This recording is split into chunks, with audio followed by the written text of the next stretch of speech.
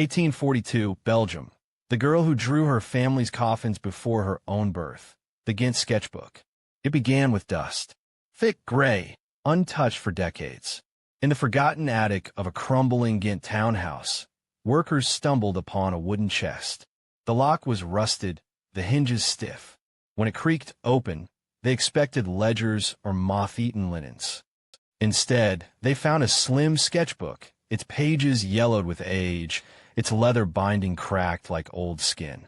At first glance, it was nothing remarkable, just a child's drawings, clumsy lines in pencil and ink. But then came the shapes. Coffins. Dozens of them.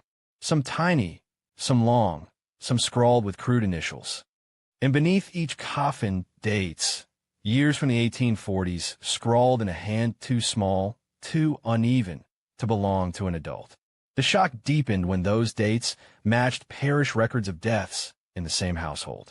A girl, it seemed, had drawn her family's graves before they were ever dug. Ghent in the 19th century was a city of contradictions. Its Gothic towers rose over narrow alleys where poverty festered. Steam engines rattled through new factories, while candlelit vigils still burned for saints. Science and superstition lived side by side, uneasily. And into this city, into one quiet brick home along the cobbled streets, a child had been born with a secret no one could explain. Her name was Anna, barely more than 6 when she first began to sketch. Neighbors remembered her as pale, soft-spoken, always watching with wide gray eyes. She rarely joined other children in play. Instead, she clutched scraps of paper, scratching shapes no one understood. Where her mother found the first coffin drawn in charcoal, she scolded the girl for her morbid imagination. But the child said nothing, only lowered her head and continued to draw. The attic sketchbook revealed more than coffins. Between the pages lay faint smudges of candle wax, hints of sleepless nights spent drawing. Some coffins bore crosses, others were left bare. A few carried initials eerily close to family names, JV, CV, the father, the older brother. Dates written beneath them seemed impossible at first, but those who examined parish burial records felt the air grow colder. The child sketches, scrawled years before the deaths, had matched them almost exactly. Coincidence, some whispered. Children invent strange games. But why only coffins? Why only her family? And why did the drawings continue, right up until the year of her own death? Legends cling to the Ghent sketchbook like cobwebs. Some say the girl dreamed of funerals before they happened, waking in tears. Others claim a sickness of the mind. Melancholia, as doctors called it then, drove her to obsess over death. But the book's existence is undeniable. Its pages, fragile and brown by time, survive in private collections, passed quietly between hands unwilling to part with its macabre history. The first coffin she drew was small, barely outlined. Next to it, the year 1842. That year, her infant sister died of fever. The coffin's shape fit the child's casket perfectly. A year later, another coffin appeared in the sketchbook, larger, longer. That same winter, her father collapsed on a frozen street and never rose again. The attic sketchbook did not tell stories. It predicted them. As word spread of its rediscovery, scholars and locals debated fiercely. Was Anna a child cursed with visions of death? Or had the dates been added later, a cruel trick etched by someone desperate to make a legend? The handwriting analysis suggested otherwise. The shaky, uneven script belonged to a hand that had not yet mastered letters, a child's hand. Standing in the dim attic, with dust motes swirling in the half-light, the workers who found the book described a feeling they could not shake. As though the girl was still there, watching, her small hand pressing the pencil into paper, sketching the silence of coffins before they were ever needed. The sketchbook had been hidden for nearly a century and a half. Yet even in silence, it carried the weight of grief, of lives cut short, of a mystery that refused to die. Children dream of sunlight, of games in the street, of birthdays marked with cakes and laughter. But Anna's world was different. From the very start, she seemed older than her years, as though something heavy had settled on her small shoulders before she could even walk. Neighbors remembered her quietness, most of all. A pale girl with hair like flax, always clutching a stub of charcoal. While others chased hoops down the cobbled lanes of Ghent, Anna sat apart, eyes distant, as if she saw something the rest of the world could not. Her first drawing was innocent enough, a crooked house, a lopsided tree. But soon, darker shapes began to appear. Boxes with lids. Coffins, though no one wished to call them that. And when she was asked what they were, she gave no explanation. Only silence. The unease deepened when she drew names beside the boxes. Sometimes just initials, shaky but legible. Sometimes entire names, spelled wrong but close enough to recognize. And always, beneath the names, a number, a year not yet come. How could a child know such things? Her mother burned the first sketches in the kitchen fire, frightened by their strangeness. But Anna simply drew more. Every time paper was taken, she found scraps, margins of hymn sheets, the back of her brother's schoolwork, even the edge of a flour sack. Wherever she could, she sketched the same haunting image, the outline of a coffin, waiting. Whispers began among relatives. Some blamed fevers. Anna had been sickly since birth, prone to coughing fits in the damp winters. Perhaps illness had made her mind wander into strange places. Others muttered of curses, of old folk stories in Flanders about children touched by shadows, destined to see death before it came. Her father dismissed it as foolishness. Yet when his own initials appeared in one of her drawings, followed by the year 1843, his face drained of color. He struck the child's hand, demanding she never write such things again. But punishment did nothing. The sketches returned, darker, more detailed, as though the child could not stop herself. It was the stillness that disturbed her family most. Anna never cried, never laughed loudly, never screamed like other children her age. She spoke little, but when she did, it was often unsettling. One aunt recalled her whispering during supper, "The ground is waiting." When pressed, the girl said nothing more. How could a child, innocent, barely 6, speak words that carried the weight of graves? The townspeople grew wary. In Catholic Ghent, faith and superstition walked side by side. Some said Anna was a vessel for prophecy, chosen by God. Others claimed she was marked by the devil, her drawings a curse on the family. The local priest urged her mother to bring the child to church, to pray, to repent for whatever sin had allowed such visions. The mother complied, kneeling with Anna in the dim light of candles. But still, the sketches continued. Every new coffin deepened the fear inside their household. The father began locking papers and pencils away, yet Anna always found a way. She carried her visions not as choice, but as burden. She did not speak of them, only placed them on paper as though releasing what already weighed inside her chest.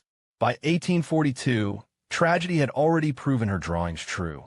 Her baby sister had died of fever, just as Anna had sketched. But the family clung to denial. One death could be chance. 2, coincidence. Yet when Anna's father collapsed on the frozen cobblestones, just as she had foreseen, silence fell over their home like a pall. The girl's drawings were no longer dismissed as childish scribbles. They were evidence, evidence of something impossible. And though her family wished desperately to shield her, to pretend nothing was happening, the truth was undeniable. Anna should not have known, but she did. Ghent in the 1840s was a city split between two worlds. By day, its canals shimmered with the movement of barges, carrying coal and textiles. The hum of new machines filled the air as factories rose along the edges of old medieval streets. Children worked in mills, their small hands feeding looms, their faces blackened with soot. At night, gas lamps flickered weakly, casting long shadows on cobblestones slick with rain. It was a city alive, yet uneasy. Progress pushed forward, but superstition held fast. Every alley had its whisper, every church its warnings. Death was no stranger here.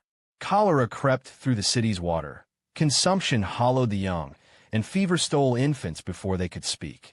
Coffins were not rare in Ghent. They were expected. But a child predicting them? That was something else entirely. The Van der Velde family lived in a narrow brick house, its windows overlooking a street where factory whistles echoed each dawn. Life was modest. Bread was earned day by day. Coal burned sparingly through the damp winters.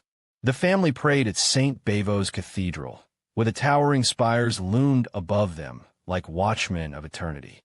Faith was their anchor, as it was for most in Ghent. Yet faith wavered when faced with Anna's drawings. Neighbors whispered about the Van der Veldes as they passed in the marketplace.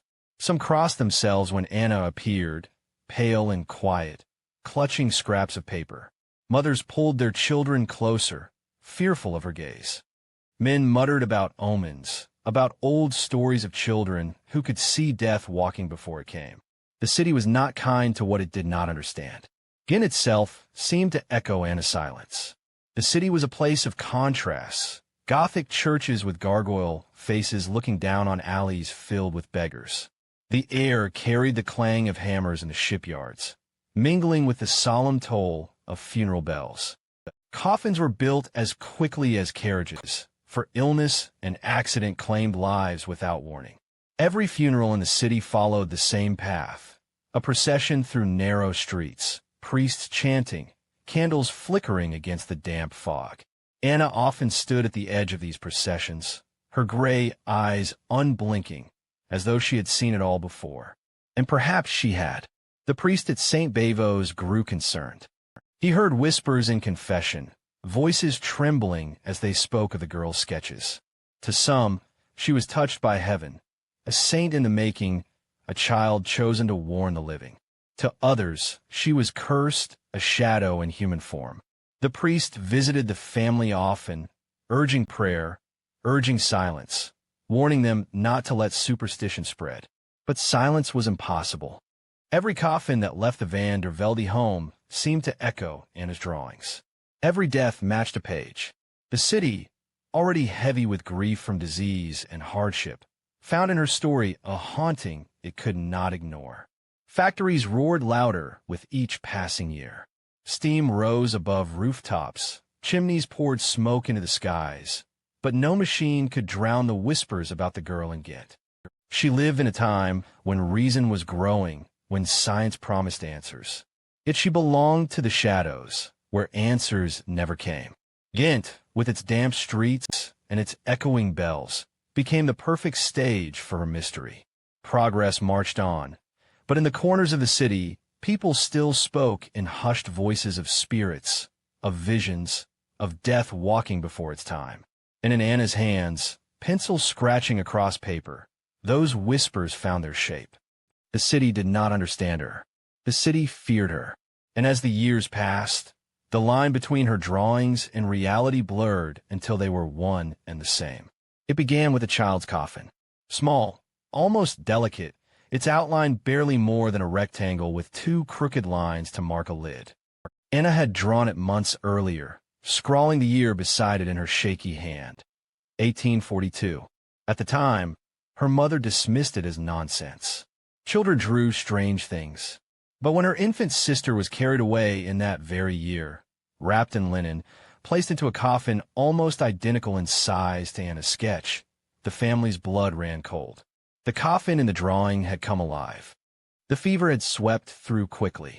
One day the baby whimpered with a cough. The next she burned with heat. Doctors were powerless, prescribing tonics that did nothing.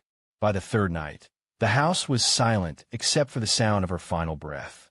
Her tiny coffin was lowered into the ground beneath a slate headstone, the priest's words drowned by the sobs of her mother. It was grief enough to bury a child. But for the Van der Veldes, grief came with dread, for they had already seen the coffin drawn by Anna's hand.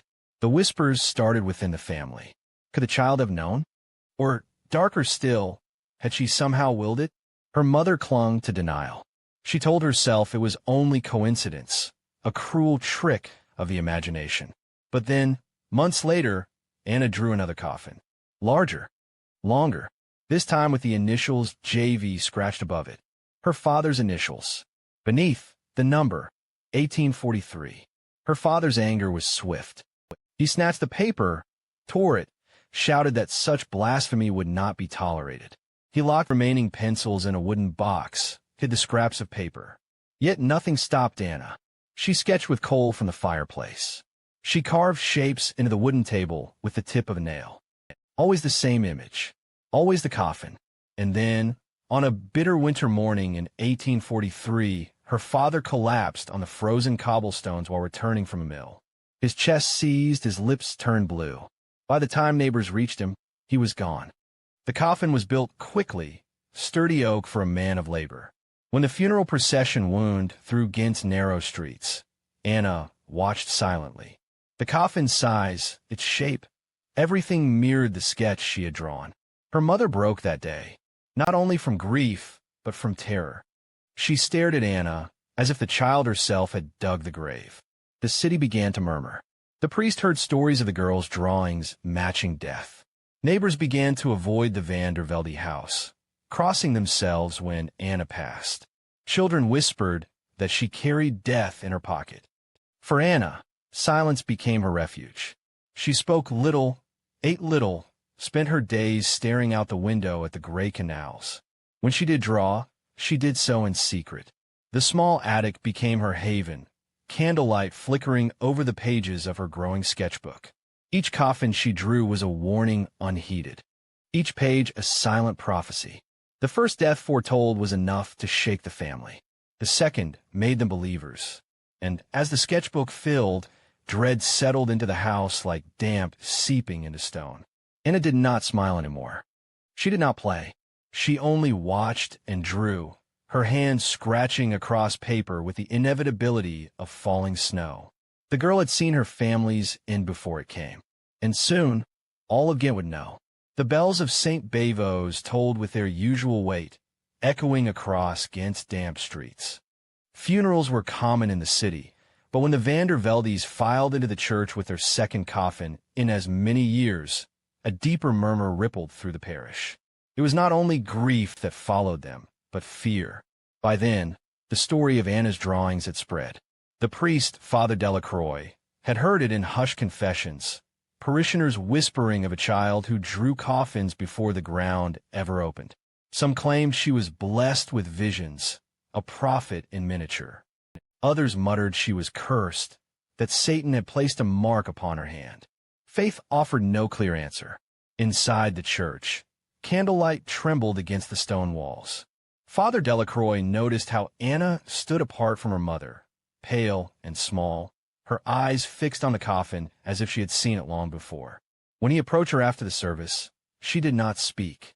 She only lowered her head and clutched the hem of her dress, as though words were too heavy for her mouth. Her silence unnerved him more than anything. In the weeks that followed, whispers thickened. The market women crossed themselves when Anna walked by. Children dared each other to glance at her window. Some said her drawings were not simply predictions, but commands, that she drew death into being. Others believed the opposite, that she was burdened with visions she could not escape, punished by God for sins not her own. The parish was divided. To some, Anna was a warning. To others, a temptation of darkness. Father Delacroix, torn between duty and fear, visited the Van der Velde home. He found Anna in the attic, a stub of candle burning beside her sketchbook.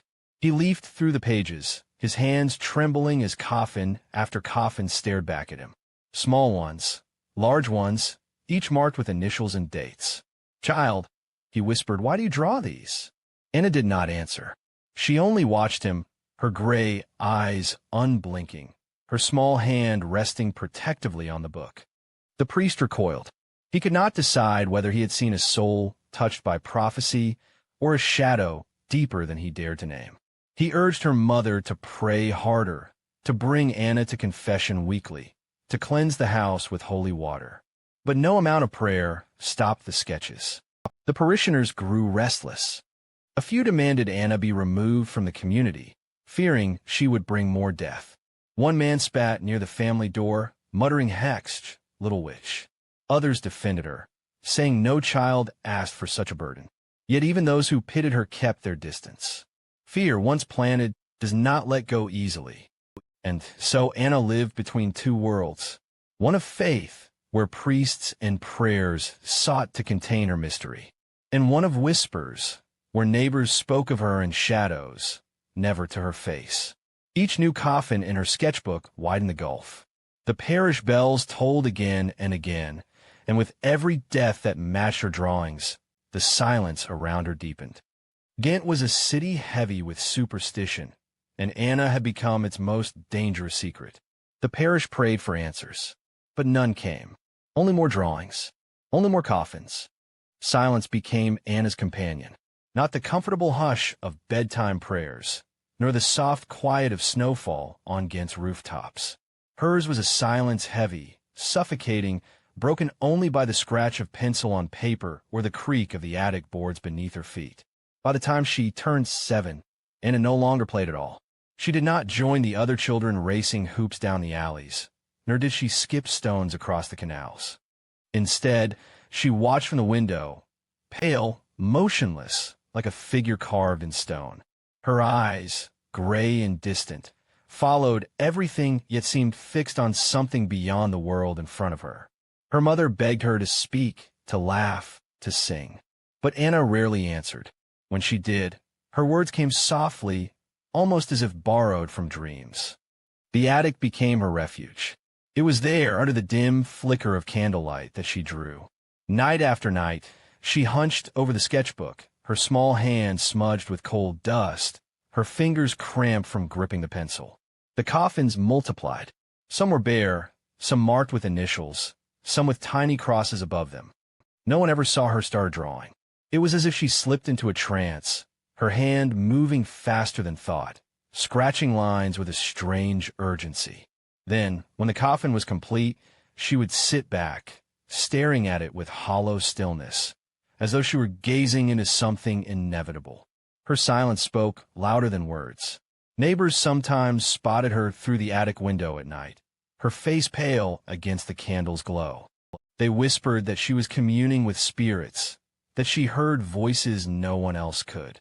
A mill worker swore he saw her tracing a coffin in the air with her finger before her uncle fell ill. The parish children avoided the street entirely, convinced her eyes could see through them into their graves. Yet Anna was not cruel. She carried no malice. Her silence was not defiance, it was weight, a burden pressing down so heavily that words no longer mattered. Her mother tried to take the sketchbook from her once more. She climbed into the attic, tore the pencil from Anna's hand, and hid the book beneath a chest. But that night, Anna rose from bed, padded barefoot through the cold house, and returned to the attic. She retrieved the book and sat in the dark, drawing with no candle, her lines guided by some unseen hand. The next morning, her mother found her asleep beside the open page. Another coffin, another date, another name that would soon be gone. The silence inside Anna's vigil spread to the house itself. Meals were eaten without chatter. Laughter had long vanished from the walls. Each creak of the floorboards, each cough, each sigh carried the weight of doom. Her mother prayed harder, but prayers sounded hollow when set against the soft scratching from above. Anna never asked for comfort. She never sought forgiveness. She never tried to explain. She only watched and drew and waited. And those who saw her in those quiet moments never forgot the image. A small child in candlelight, eyes lost to some unseen vision, hands busy sketching coffins that the world had not yet needed, yet soon would. The vigil of a girl who seemed more ghost than flesh. By the winter of 1844, Anna's sketches had grown more detailed. What once were rough boxes now bore ornate touches, crosses, carvings, handles. And worse, they began to carry unmistakable names. Not initials, not guesses, names. The names of the living. Her mother found one such drawing tucked beneath Anna's mattress. The coffin was large, heavy-looking, shaded with careful strokes. Across its lid was written Catherine Vandervelde, her own name. Beneath it, the year. Not the past, not even the present, but the future. Her mother's hands trembled so violently she nearly dropped the page. She stuffed it into the fire, watching it curl into black ash, praying the act might undo what had been written. But the image remained in her mind, carved as deeply as the coffin's lines had been pressed into paper. The family began to live in dread. Meals passed in silence, each bite chewed under the weight of Anna's unspoken prophecies. Each time a cough rattled through the house, each time fever touched a brow, eyes turned toward Anna's sketchbook. Her mother aged quickly, worn by grief and fear, clutching rosary beads until her knuckles bled. It was not only the family who grew afraid. Neighbors whispered of names appearing in Anna's drawings beyond the Vanderveldes. A cousin, an aunt, even a neighbor boy. Coffins that should have been nothing more than children's scrawls began to look like notices from fate itself. One evening, Anna's brother stumbled into the attic. He had grown tired of living in her shadow, tired of the whispers that followed them all. He tore the sketchbook from her hands and demanded she stop. "You are killing us," he shouted, though no one else heard. Anna said nothing. She only looked at him with eyes so still they made his stomach churn. When he flipped open the book, the page waiting for him froze his blood. It was his coffin, his name, the year 1845. He fled the attic, pale, shaking, the book clutched tight. Days later, he left the house entirely, running for what he could not face. Yet the year came as Anna had written. A factory accident, a fall into the gears, his body returned broken. The coffin, when built, matched the sketch in chilling detail. Rumors spread faster now, swirling through parish pews and market stalls.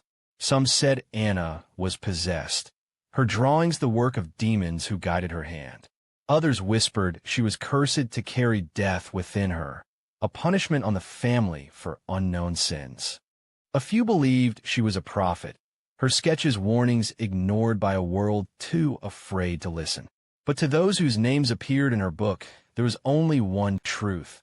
They were already lost. The term coffins for the living took hold among neighbors. People claimed Anna was sketching graves before the earth had been disturbed, before illness or accident ever struck. To see her watch you with those silent gray eyes was to feel the weight of dirt upon your chest. The sketchbook no longer seemed like a child's toy.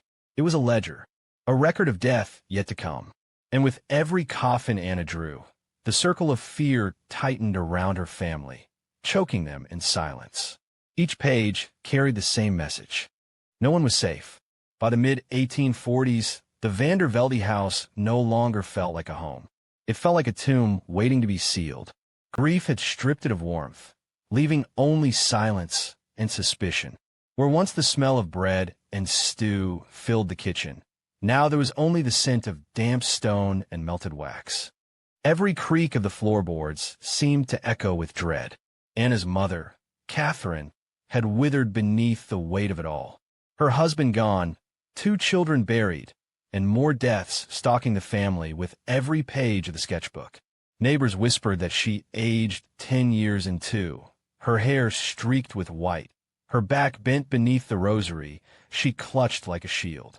At night, she paced the halls, whispering prayers until her voice broke into sobs. But prayers did not stop the drawings. The surviving children, once playful, grew cold and distant. They avoided Anna, slipping away from rooms she entered, leaving food untouched if she sat beside them. To look at her was to feel marked. Her brother's coffin sketch had proven too exact to ignore.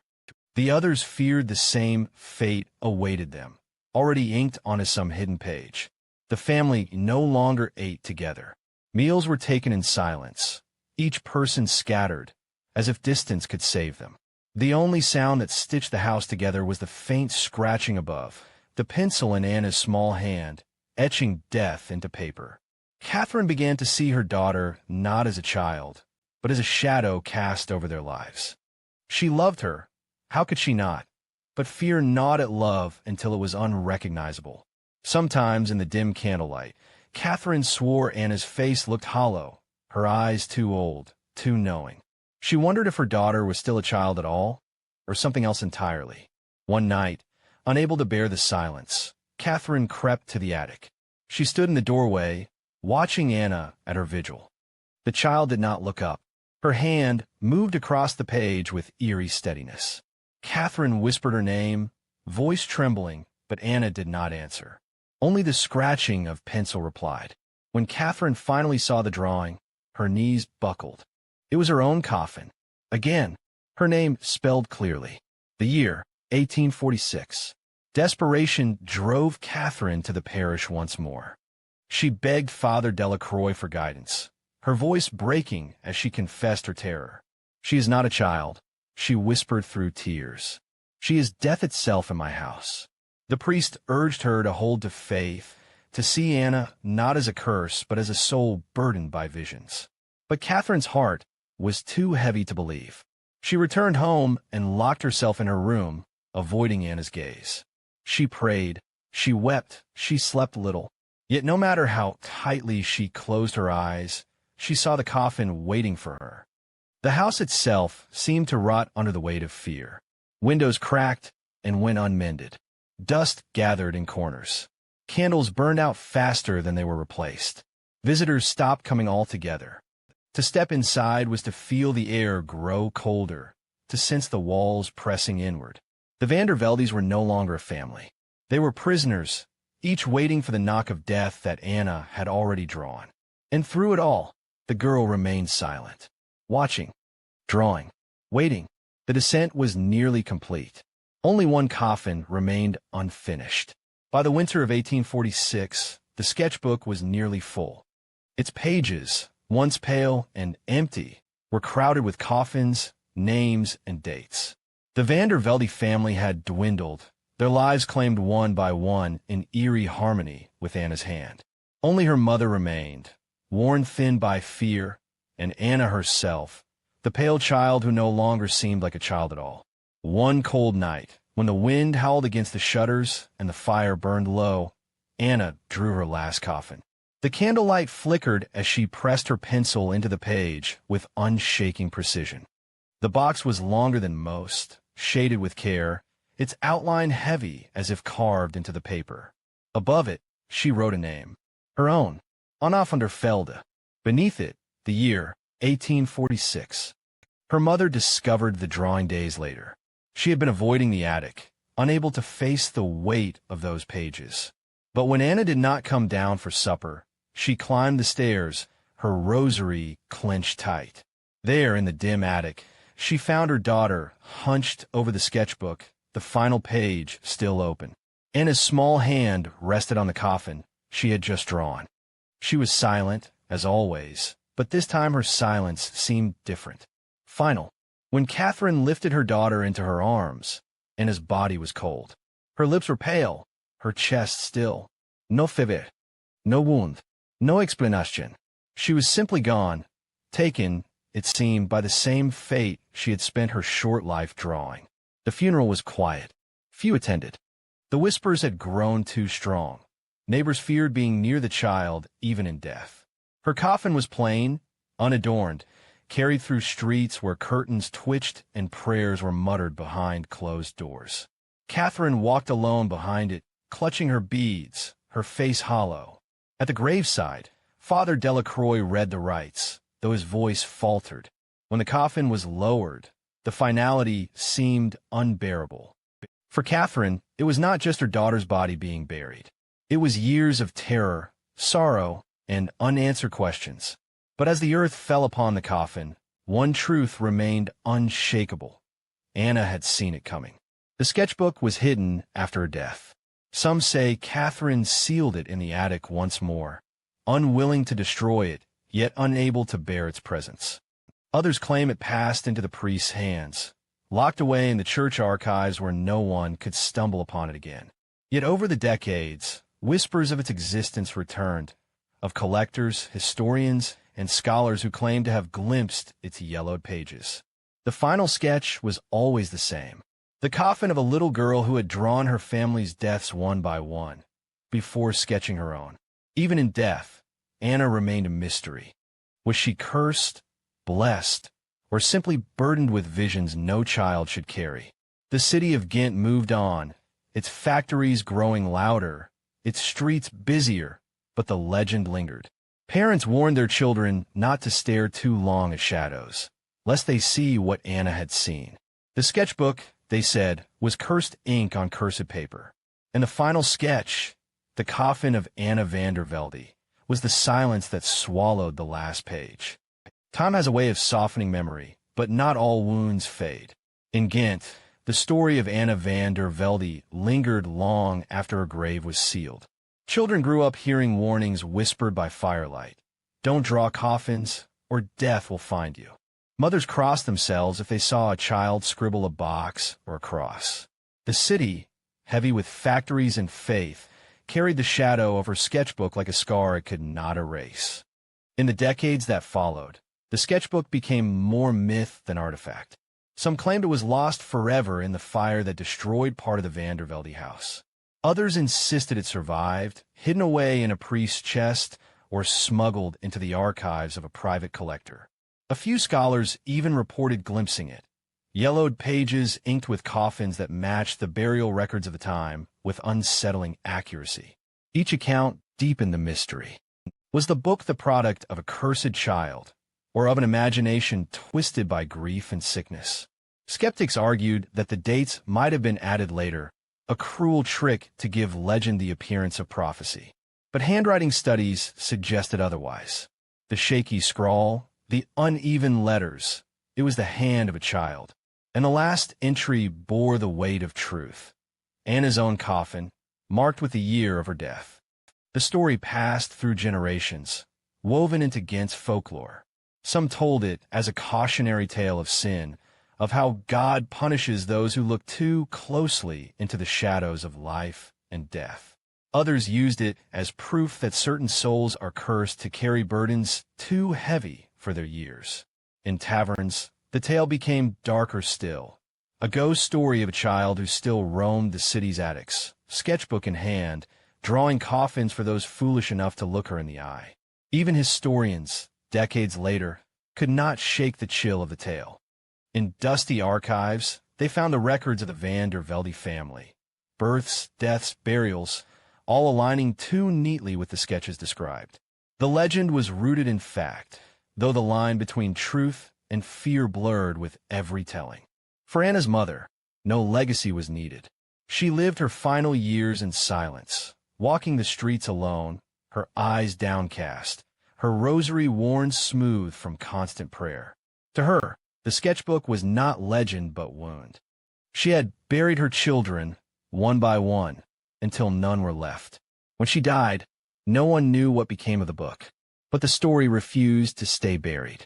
Today, the Ghent Sketchbook remains one of history's chilling mysteries, a relic whispered about in academic circles, a legend kept alive in folklore, a question with no answer. Was Anna cursed? Gifted? Or simply a mirror reflecting the city's own obsession with death in an age when coffins were as common as cradles? The truth may never be known, but one fact endures. A little girl once drew the coffins of her family before they were needed, and then, with steady hand and silent eyes, she drew her own. And history has never stopped asking why.